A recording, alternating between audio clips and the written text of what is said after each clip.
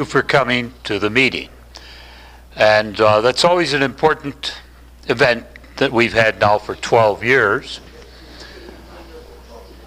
And you may not realize it, but this is our 20th year. This is our 20th anniversary, because we began in 1996 on the insistence of a lady at the back of the room. Please stand up. Lucienne DeWolf. I think she was trying to get me out of her vacation home in upstate New York and told me I'd better start this institute. And, well, we started it. And she has been a key factor in our moving forward to the extent that we've been able to do that. Now, the question, where do we go from here? In order to have any idea of that at all that deals with reality, and the stuff you've heard about it so far doesn't quite deal with reality. The planning, all of these, figuring out this and that, the strategies, that's not how we got here so far. How did we get here? A number of factors. Sometimes accident. Really. Sometimes good luck. Good luck. It's important. Understand, though, that luck will always favor the active. Always. If you're active and doing things, the chances of luck being there or coming along are greatly, greatly increased. And we found that to be true. Now, I wasn't sure I was going to give a talk, all right? Because I don't know if I'm feeling good enough to give a talk or if I had anything really. I've given this talk several times.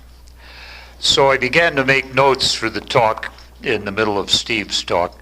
And that should be down here, but it's not yet, so I'll try to. I have not written down yet. Begin.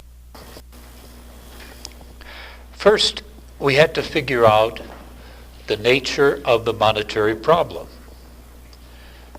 Now, this was not obvious, because it hadn't been done really for a couple of hundred years, although important elements of it had been in effect. We know, since Aristotle explicitly described it, the science of money, and we know from examples, actual existing examples of it, of the science of money, 4 centuries before him in Sparta, had actually existed, though we don't find any of it. So the science of money had been there. We had to rediscover it. And that took some doing.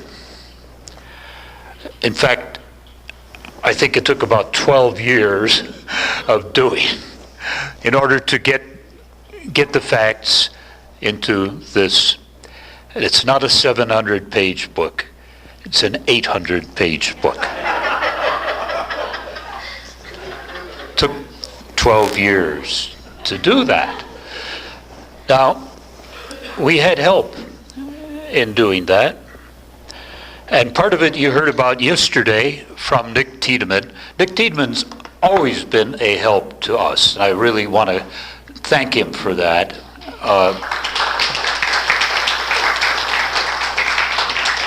He's what I consider a true educator. Personal things don't matter that much for him, as far as I can tell. He really always tries to help and educate. And one of the things he did very early, after our first meeting, I mentioned yesterday I had been a trustee of an organization at Great Barrington, Massachusetts, called the American AIER, American Institute for Economic Research. This is a group that had been founded, you may know, by Colonel Ed Harwood, who I think he landed in the Philippines with what's his name, the General MacArthur. Is that right? I think he did. Anyway, he founded this American Institute for Economic Research, which came under attack from it was a good group. It still is. It's got a vast house out there with about 130 rooms that he bought during the Depression for 30 grand.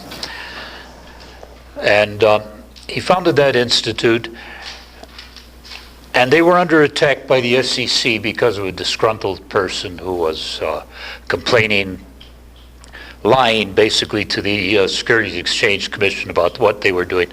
So that institute asked me to go on their board to help them get through this. I had at that point I was well known in circles favoring gold mining shares because I was the main person distributing the main gold mining mutual fund in America. At the time it was called International Investors. So they asked me to go on the board, and I had just left the fund, having been with it,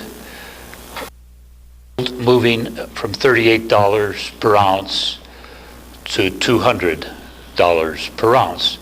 So I was basically in charge of distributing the best performing mutual fund in not just the United States, but most of the world up to that point. And I had the benefit of all that, was able to, okay, I'll go on your board of trustees.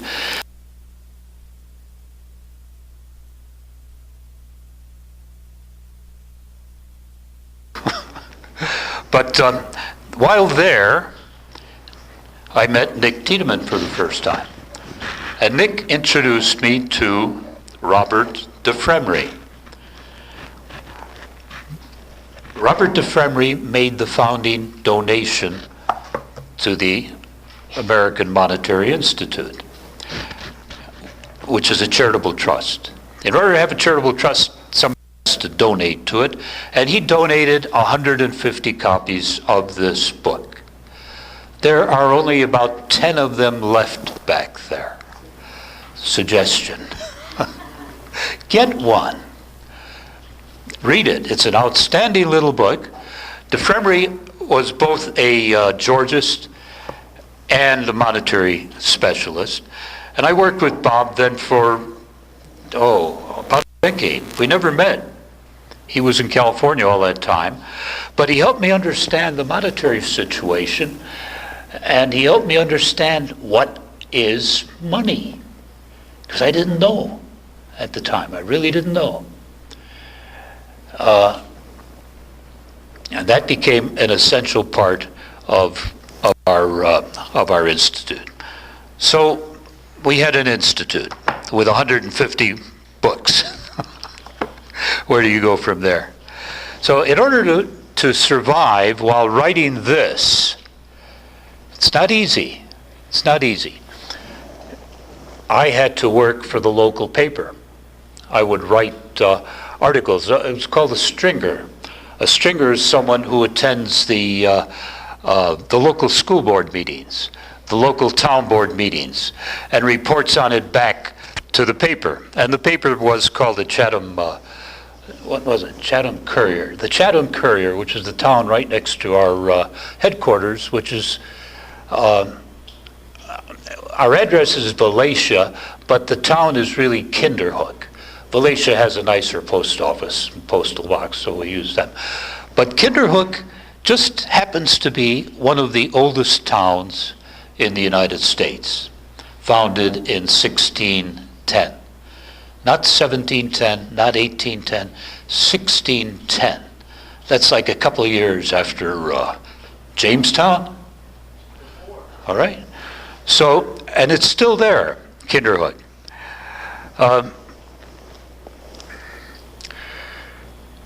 So writing for these, writing for that newspaper for a covering all these things, we were enabled to do the research. The first year of research was in New York City at the main library. That's on Fifth Avenue. Yeah, how many of you have been there in the main library reading room? It's a fantastic reading room. If you haven't been there, next time you're in New York, go to the third floor, because that's where the first year of research for this was done. There were things in that library that are nowhere else. Nowhere else. Then I moved the research up to the American Institute for Economic Research, because they have a pretty good library up there. And while up there, I met Nick Tiedemann. You remember Nick? Sure. And he told me about Bob DeFremery and introduced us. He also was very helpful with Mason Gaffney and his meeting that I told you about earlier. So, writing articles for newspapers, essentially, this was when the internet was brand new. It was November of the internet. You actually find stuff on the internet you couldn't find any. The nonsense was not yet on the internet. I'll put it that way. The phony that came later. Now. So at that time, month of our being on the internet, I was discovered by a Swiss publisher by the name of Jörg Konzett, Konzett. And I was putting our chapters onto the internet, or not putting them there, but offering them there for $10 each, or whatever chapter we went along. He found me there and ordered all of our chapters, $10 each, and told me he was writing a report on the euro. This was at the time that the euro was about to come out, not yet. I think it was, what was it, 97 or so, approximately. And he confided in me that he's writing that report just for his special clients. He's a mutual fund manager, a very wealthy man in Zurich, Switzerland, runs a thing called the Money Museum. If you're ever in Zurich, go and visit the Money Museum. It's in the hills outside of Zurich. I had thought it was just an internet thing, but it's an actual museum with a fantastic Roman coin collection, better than the Bank of what's the main museum? Better than the British Museum's Roman coin collection. Go and visit Jörg. So Jörg told me he was doing this report for his best clients on European monetary reforms. So I sent him back a note and I said, make sure you include information about this reform and that reform and all these reforms that he's never heard of, I'm sure. And he wrote back and said, why don't you write it? So that was the first time we made any real money writing.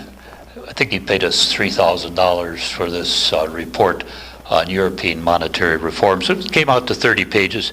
You can still read it. It's chapter 23 in the book. It's quite good. So we did that for Jörg. And he sent a book contract. German, because he's a German publisher. He's Swiss German. And I knew enough about publishing to just sign the contract without reading it and send it back to him, because that's how it works in publishing. If you really want to get published, don't play games. And I knew that because I had experience in publishing about 20 books before then in New York. So the book actually first appeared in German. It was written in English, but it appeared in German, and it's there. I think there's one copy at the back of the room in German if you insist on reading about it in German. All right, this is really getting lengthy, and I haven't even gotten through my notes yet. Okay, so part of the survival process in making this happen was writing these articles for magazines. And one of the magazines that I wrote for was a hard right magazine, really hard right, very hard right. And the guy that read our material there turned out to be a doctor in California, and he liked what he read very much, and donated 3 of his cars to us. And that gave me the ability to know that I could invite Elizabeth Harper, now Elizabeth Kucinich, over from London, and that we could actually hold the first conference 12 years ago, thanks to our being in this far, far, far hard right magazine and being seen by somebody that liked the article. Now, how far right this magazine was, I'll indicate to you, because a group trying to smear us got permission a bit later, got permission from the magazine to reprint it, and thought by just reprinting that magazine that I had written an article in would be enough to smear me. What they didn't realize is something that I've always understood about writing, and that you should know. Whatever you write must stand on its own. Must be able to stand on its own and not be so easily attacked. And that's the principle in this book. I knew the book would be ignored, attacked, and so on, but I also knew that it would have to stand on its own. And if it could do that, that's all it had to do. And so far it's been able to do that. So sometimes from sources that you might not expect, such as that magazine.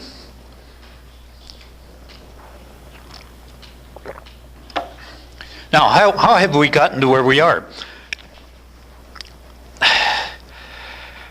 At times it seems like miracles, all right? The doctor sees our article, donates 3 cars to us, gives us the power to have the first conference 12 years ago, enables me to bring Elizabeth Harper over here with her red hair down to her waist, enter Dennis Kucinich. Another miracle happens. They fall in love instantly. It was pretty instant. Well, a few minutes. And what does that lead to? That leads to unbelievable things that should never happen. The book should never exist in the first place, except for the trust of Lucien de Wolf in understanding that I would be honest in writing this book and not just produce junk. That's a very important consideration.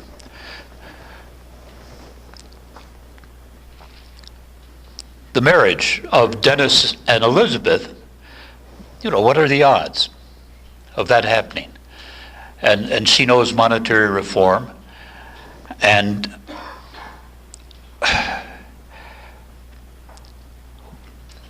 basically that is why we were able to get the NEAT Act into existence. Now,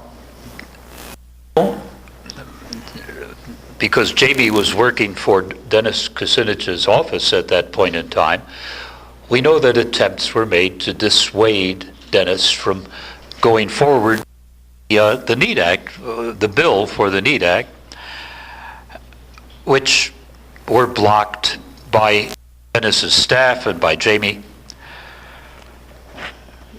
Those kinds of on a congressional office tend to be respected because they're scared of making a mistake in an area that they may not know about.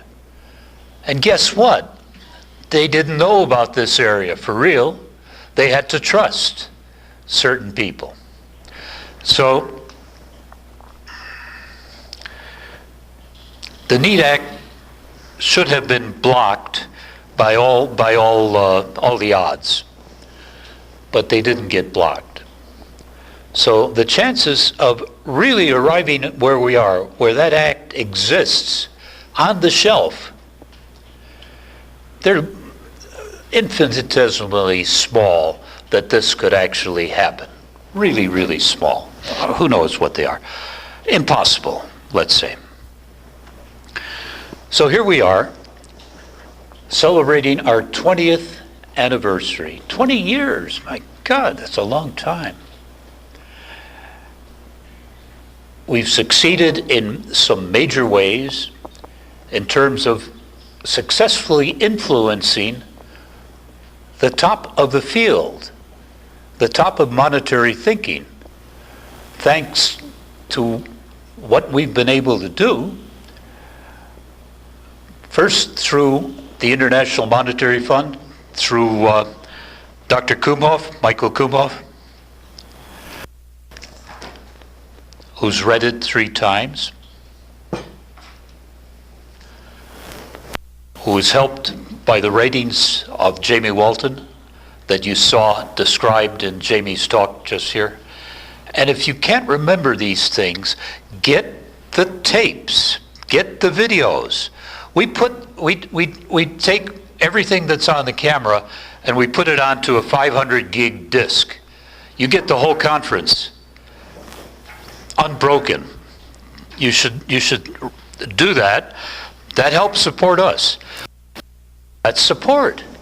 How do you think we can do these things unless we get paid something for the work we do? Now, I have to ask you to help us clear that table in the back. Make donations. It doesn't even insist on a certain amount of money. Put whatever you want. But help us clear that table of all that stuff. This is the last time that those materials will be available at one of our conferences. Absolutely the last time. Take them now.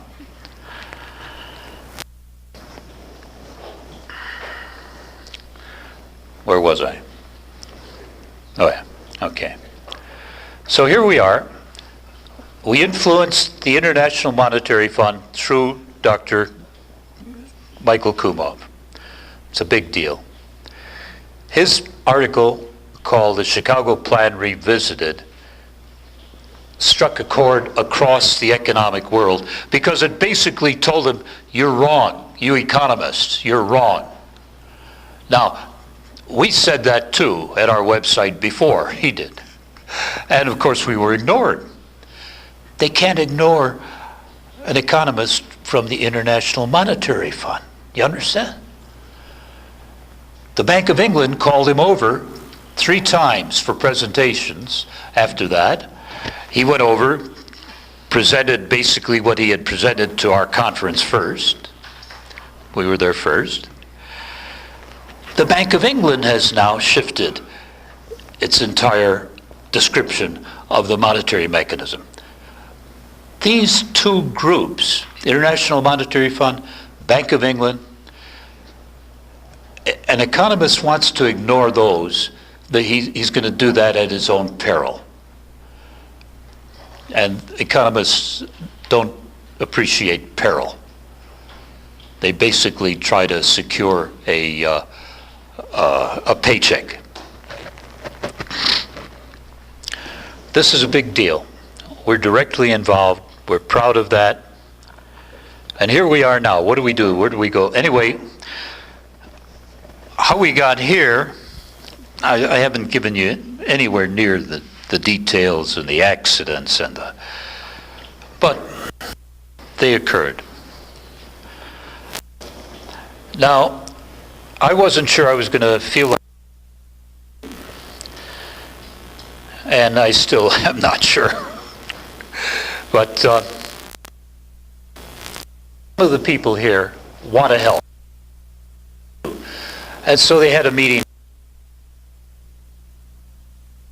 essentially a long time.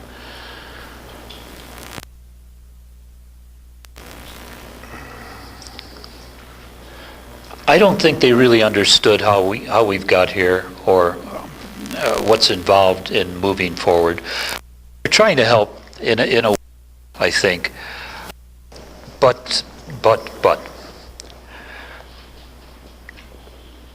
what I've tried to do here at these meetings, and I think may be succeeding even in this one, is create an atmosphere where we bring together certain people who might just click, and the click just might lead to. I went to that meeting last night, and I began it with presenting one of these potential miracles, who is, by the way, Karen Lewis, who we were hoping to be able to bring to the dinner tonight, and it may be possible. Stephen, Walsh, you here? He's still trying to get her over here, but she's not having a great week with her strike that she has to do for the teachers union. It'd be great if she comes over. She is one of the key people who understood the NEED Act. Reading it would help, I think, but understood the importance of it, and the union should support it, and they endorsed it. Is it 30,000 or 50,000 member teacher union, Steve? 30,000 member teacher union supporting. Now, I tried to let this meeting know what that means in terms of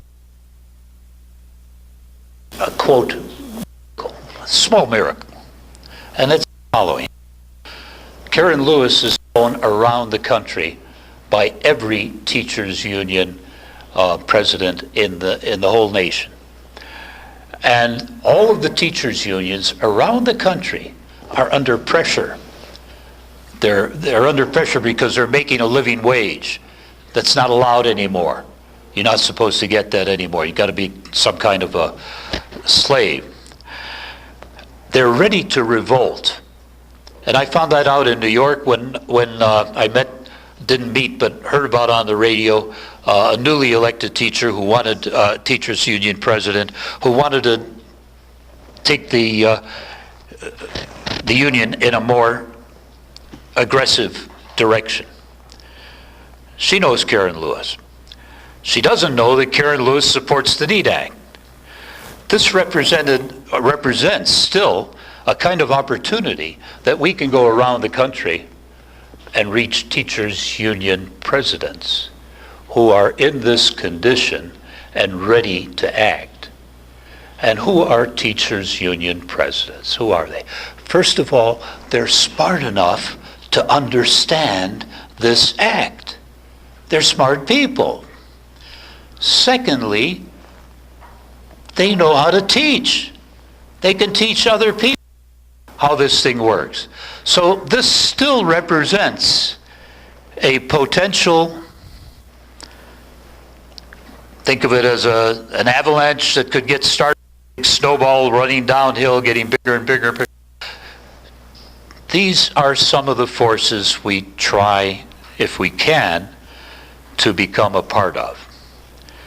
Now, it's not planning. It's just simple. It's obvious what you should be doing. And these are things that you don't plan on. You just jump ahead and do them. At least that's what we've done for the most part. So, that's still out there. But the meeting went into something else last.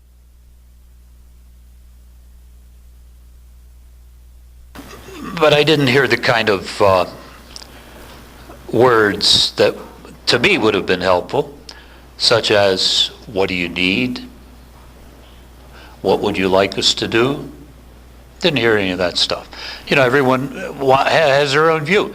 And I've learned in the hospital in the last few weeks, you don't get paid any attention to. You really don't. If you're in a hospital for a while, you find that out right away. They don't listen to you. So I was not hearing the kind of questions that I'd like to hear. Nobody followed up with my initial suggestion about using the teachers' union as a minor miracle. And then I heard something that really got me, that I can't get out of my mind. That is a problem. Someone's, again, no doubt out of good intentions, suggested that shouldn't we be compromising with some of the other monetary reform groups out there? No way, no way. So I'll figure out how to make sure that doesn't happen, but I will, and I can. Anyway, they're trying to help. That's appreciated, much appreciated. They need to figure out how to help. All of you being here is a major help. Back table. We don't have room at my house. We really don't. Donate $1. Take the stuff. Please, really, I'm serious. It'd be appreciated, not resented. Okay, now where am I? So, where do we go from here? All right, this morning I apologized to Reverend Delman Coates because he was at this meeting. I brought the people in there who I thought if they meet, something might happen. I don't know if it's going to happen or not, but you give it. You see, you give miracles a chance to happen. You don't make them happen, but you do what you can that might lead to that. So Delman Coates was invited into that meeting, and this morning I saw him here. I apologized to him. I told him I did not invite you into this event to be a part of that stuff. We're counting on you to move forward with the miracles. And he gave me a high sign, and I think he did that in his talk. And it just happened that Dennis arrived in time to meet him. That's a big deal. So these things are actually. Dennis would never get here at this point. Dennis is going to speak tonight. You know, let's see what happens. Let's see what happens.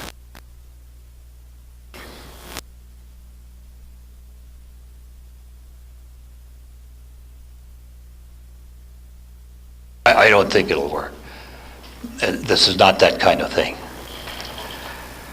Now, where are we? Where do we go from here?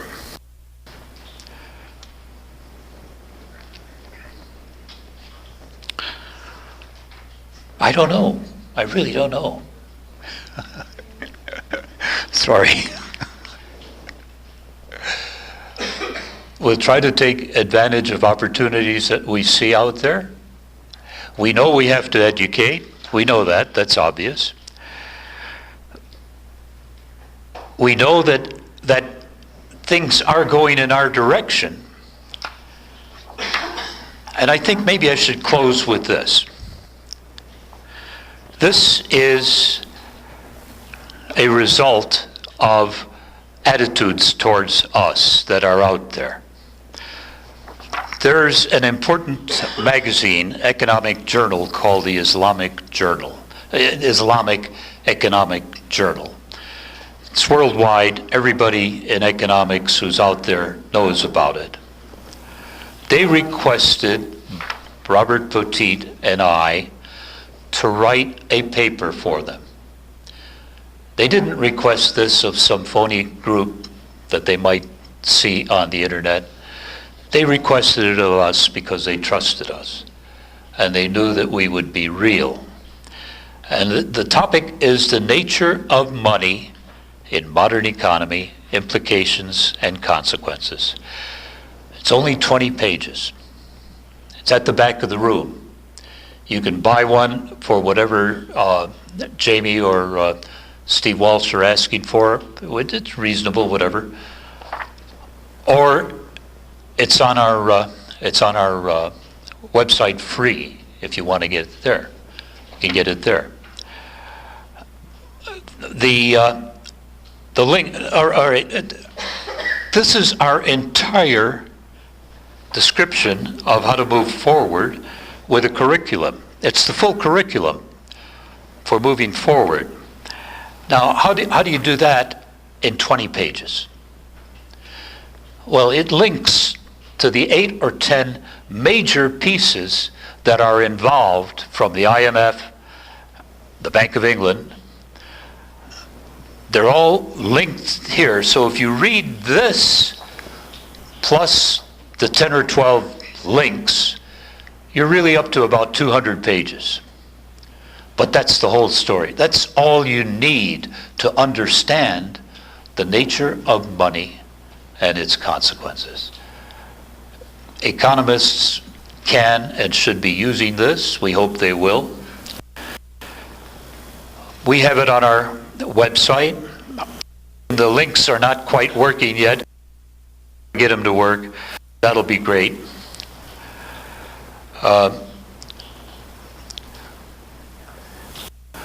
We have, remember Leah, who was here last year? All right. I'm going to get a card that we can all sign if we want. Her parents didn't let her come back this year. Well, sort of. They want her earning money at a real job. I can't blame them. She'd been a volunteer here a whole year. Her volunteering made this meeting possible. Because if we had to pay somebody, we wouldn't be able to pay for the location, really. So I'll get a card, and any of you who want to sign it will be welcome to do that. I'll bring that in today, this afternoon. She put it up on the website. She doesn't know much more about the web than I do, but she always manages to figure it out there, and that's much appreciated.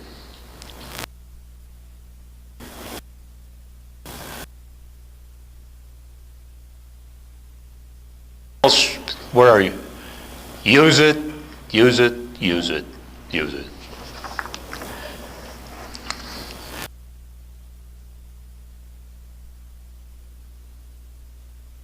You need to read about 300 pages, including 50 pages of mathematics by Kumhoff in the middle of his Chicago Plan Revisited paper, which I think you could skip over, the math.